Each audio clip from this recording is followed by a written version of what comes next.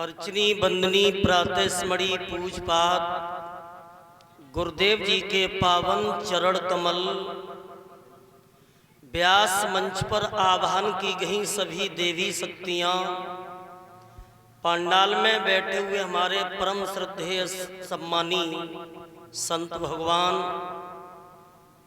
सीता अनुसुईया सावित्री जैसी इस भूमि पर पढ़ने वाली हमारी माताएं बहनें, पिता समान बुजुर्ग एवं वर्ग के भाई, देश के काराधार बच्चे,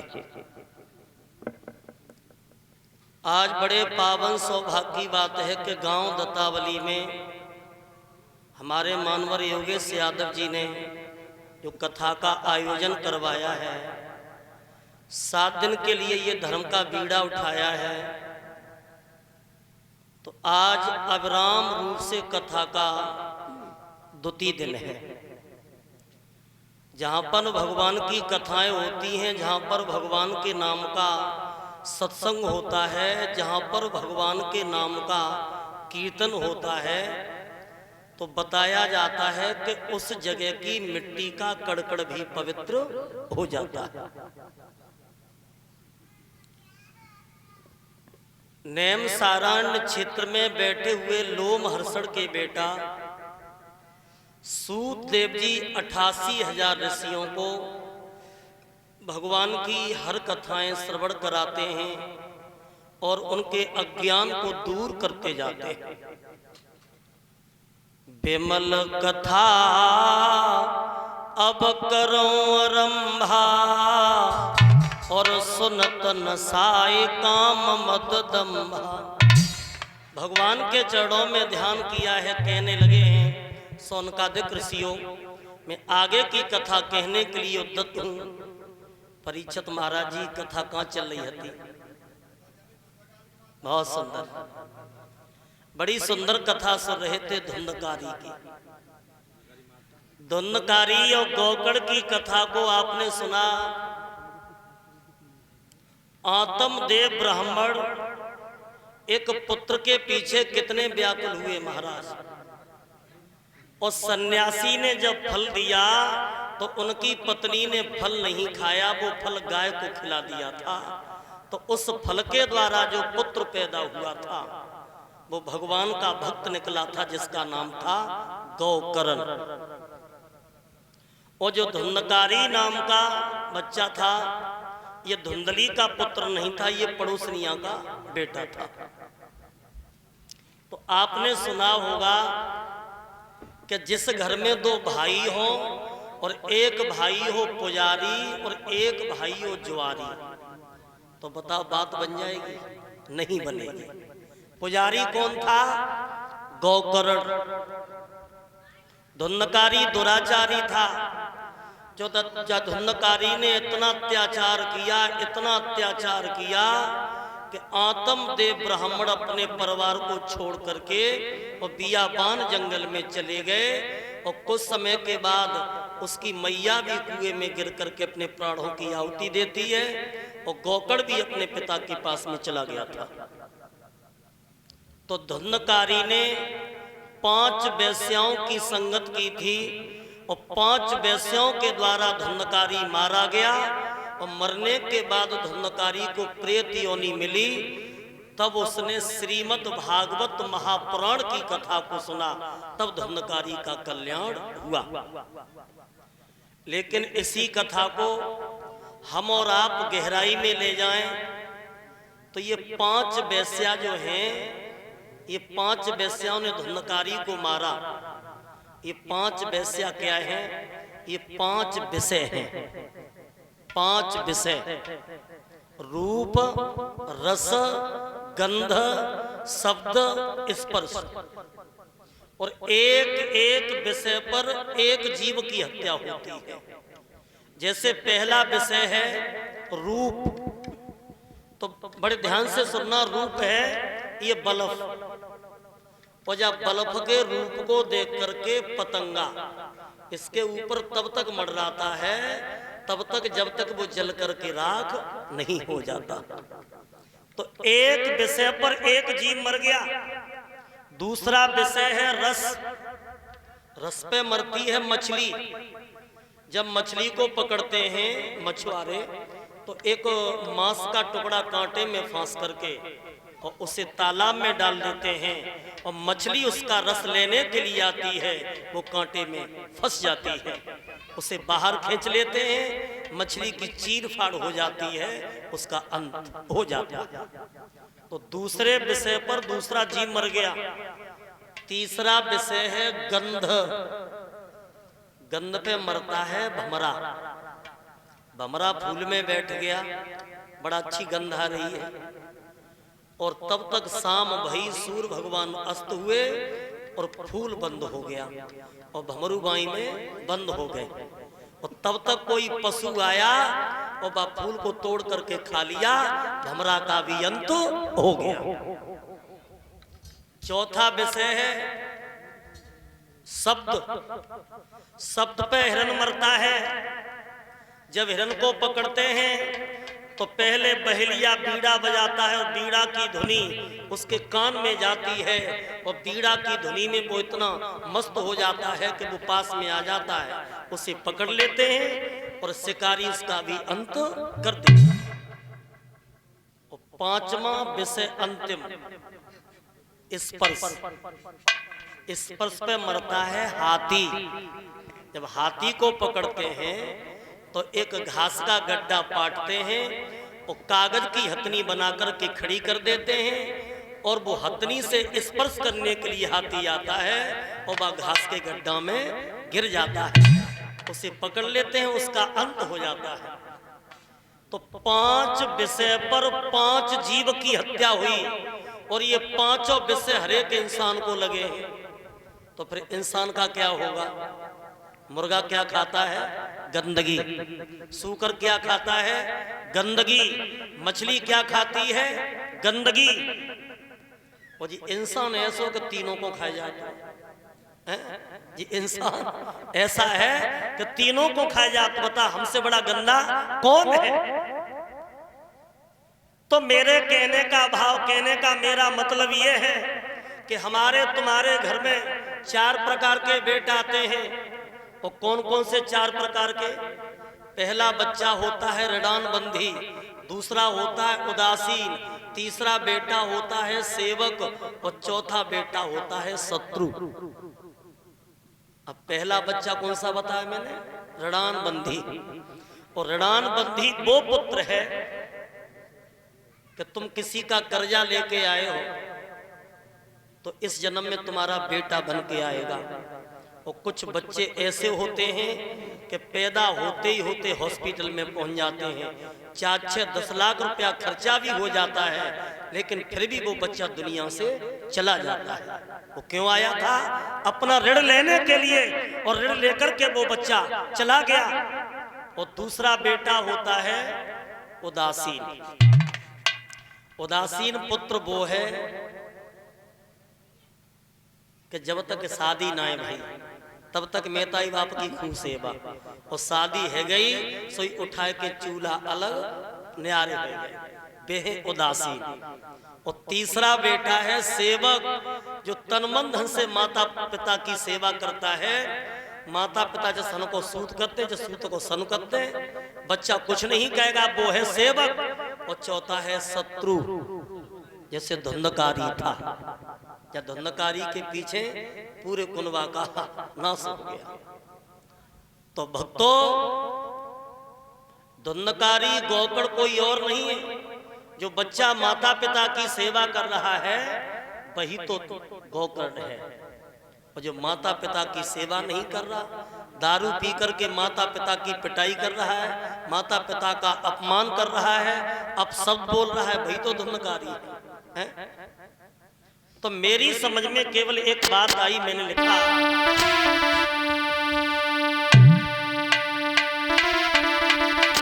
अरे आई गयो ऐसो समय और होते नहीं बूढ़े की रे सेवा। बहुत सुंदर।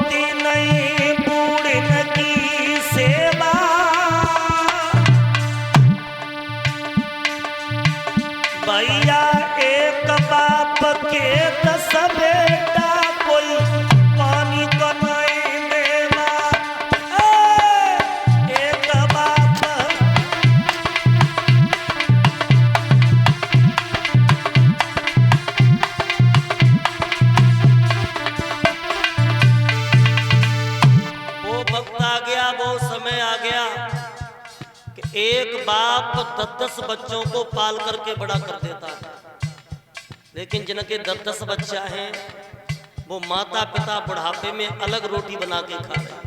बताओ, हैं? सेवा नहीं हो रही। अरे प्रेम ने भाई भाई में,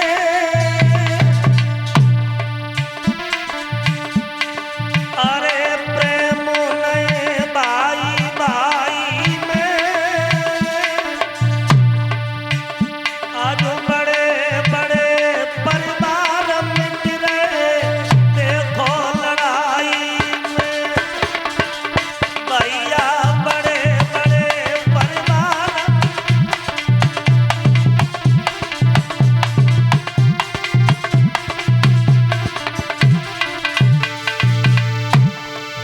भाई भाई का कत्ल कर रहा है और भाई भाई के ऊपर मुकदमा चला है, भाई भाई को मार रहा है।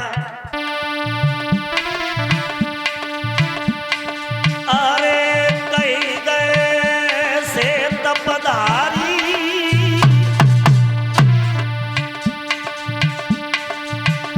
गुरु रामन रे सके बल पे मैंने, अरे नाव समुद्र डाली, गुरु रामन रे सके बल पे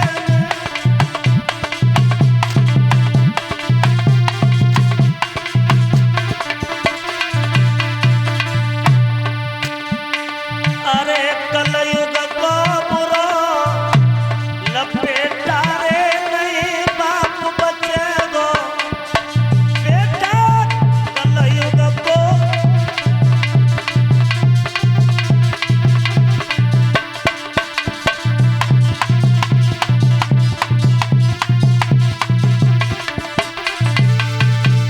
और बाप बचे नो बेटा, हाय बाप बच्चे ना बेटा, कलयुग को बुरो लपेटा रे, नहीं बाप बच्चे गो बेटा।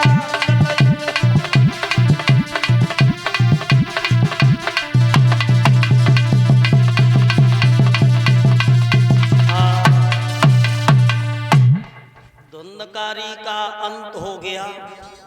श्रीमद् भागवत महापुराण की कथा सुनी, सातों गांठें टूटी हैं और स्वर्ग से विमान आया और विमान में बैठ करके धुंधकारी स्वर्ग के लिए गया। लेकिन बड़े शंका की बात है कि कथा सुनने तो और लोग आए होंगे, लेकिन धुंधकारी का ही कल्याण क्यों हुआ?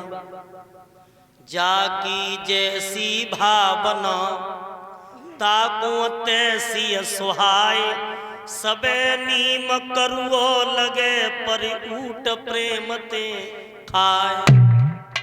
देखो भागवत में सुनने वाले श्रोता कई तरीका के, पहले नंबर तो होते हैं श्रोता, और श्रोता वो बताए हैं कि अच्छी अच्छी बातों को ग्रहण करना, फालतू बातों से कोई मतलब नहीं है। सार सार को गहरो थोता दे उड़ा, यानी अच्छी अच्छी बातों को सुनना वो श्रोता है।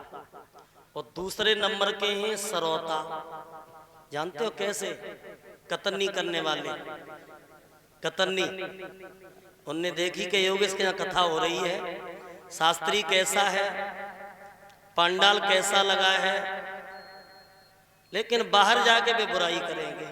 वे कतरनी वाले होते हैं, हर एक गांव में होते हैं। तो वे हैं श्रोता। और तीसरे नंबर के आते हैं सोता। अढ़ाई सिर खाया है, पंडाल में के सोए गए, उन्हें यही न पता कि पंडाल में कौन सी कथा भई। तो धुंधकारी ने कथा को सुना तो भावना के द्वारा कथा को सुना। और देखो भावना के अंदर ही भगवान है। भावो है देव तस्मद भावो है कारण।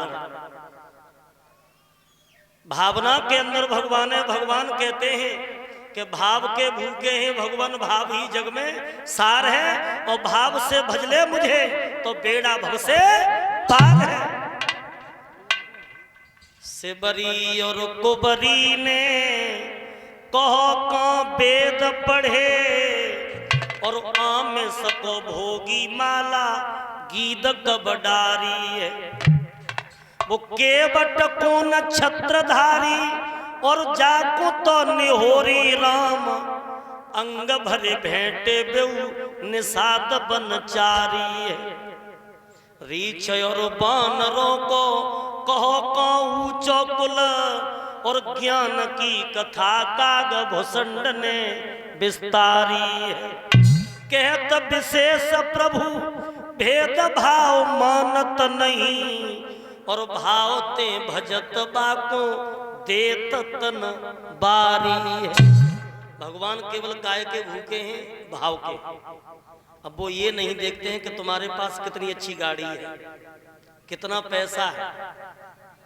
अगर ये देखते तो दुर्योधन के 36 प्रकार के भोजन त्याग दिए, क्योंकि उसमें भाव नहीं था। लेकिन विदुर के घर जो रूखा भोजन था, विदुर को भगवान के प्रति भाव था, तो दुर्योधन के 36 प्रकार के व्यंजन छोड़ करके भगवान ने विदुर के घर जाकर के रूखा भोजन किया था। और भाव के ही कारण अर्जुन के रथ के सारथी बने, और भाव के ही कारण जब धर्मराज ने यज्ञ कराया था तो कन्हैया ने झूठी पत्तलें उठाई थी, और भाव के ही कारण बिलनी के झूठे बेर खाए थे। तो देखो, भावना के अंदर ही भगवान का निवास है। अब वो भी हम आपको एक दृष्टांत के माध्यम से बताएंगे कि भावना के अंदर भगवान का कैसे निवास है। एक विष्णु भगवान का भक्त था, तो मैंने सोची कि चलो बाजार से मूर्ति लाएंगे और विष्णु भगवान की पूजा करेंगे। मूर्ति लाया, उसने नीचे वाली अलमारी में मूर्ति रख रही। अब धूप बत्ती लगाए, अगरबत्ती लगाए, पूजा करे। 1 साल 2 साल हो गई, लेकिन पूजा से कोई फायदा नहीं। और जब पूजा से कोई फायदा नहीं मिलो तो सोचने लगे अब इनकी पूजा बंद, अब करेंगे दुर्गे की पूजा। सो विष्णु भगवान की मूर्ति उठाई, ऊपर रख दी, और वहां पे दुर्गे की मूर्ति रख ली जहां विष्णु भगवान की मूर्ति थी। और उनसे कही कि अब तुम चिंते बैठे रहो, तुम्हारी पूजा ना होगी। अब वो दुर्गे की पूजा करने लगे। 4-5 साल हो गई, लेकिन दुर्गे की पूजा से कोई फायदा नहीं भो।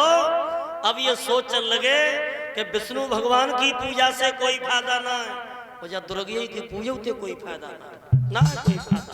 सो 5-7 अगरबत्ती के मुट्ठा ले और इकट्ठे लगाए दे कि अब तो दुर्गे प्रसन्न होगी।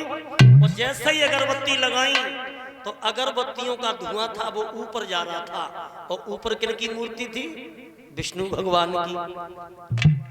अब ये सोचने लगा कि जो दुर्गे प्रसन्न हो तो कहते हैं जाके अगरबत्ती की सुगंधी तो सब ऊपर वाला देवता ले रहा हो। अब एक काम करें कि ऊपर वाले देवता की नाक बंद करते हैं। अब मिट्टी की मूर्ति थी, सुबह एक सूजा लो, हथौरिया लई और ठोंक लगाई, सो एक लंग की नाक थी सो टूट गई, नहीं लगाए गए। देखो भावना, दूसरी लंग ठोंक लगाने के लिए तैयार हुए, मूर्ति फट गई।